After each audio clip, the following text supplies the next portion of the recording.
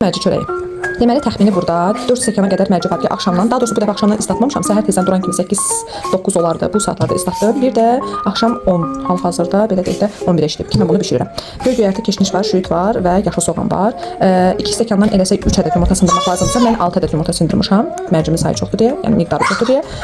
Bura duz əlavə edəcəm, biraz soda əlavə edəcəm, biraz toxumlar əlavə edəcəm. Məsələn, belə deyək də 10-cı mərcin içərisinə çiğ və kətanı isladıb tökmüşdüm, amma bu dəfə yadımdan çıxıb deyə günə baxan və balqabaq tökəcəm. Daha sonra qatıq əlavə edəcəm.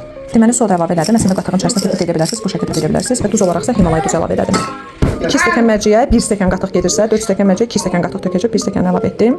Öncələrdə görürsüz, blenderdən keçirmişəm. 2-ci stəkan qatığımı da əlavə etdim. 1 ovuc qədər qovrulmuş, günə baxan tumum var. Yerdə siz nə istəsəniz əlavə edə bilərsiniz. 1 ovuc qədər də qovrulmuş balqabaq tumu. Əslində mənə elə gəlir ki, bu şəkildə belə bir qarışımdır. Çox qəşəng şəkildə də bişib çıxacaq. Sadəcə məndə soyuq sıxım günə baxan və soyuq sıxım belə deyək zeytun yağı olduğu üçün çalışıram ki, istiliyə məruz qoymayım.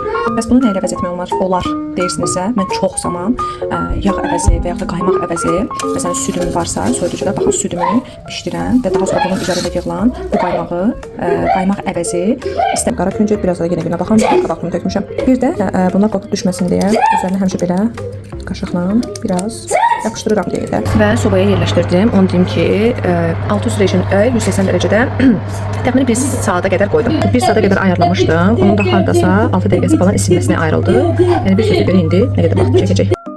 Buradan da ucuna baxmışam. Həqiqətən çox dadlıdır. Bugün də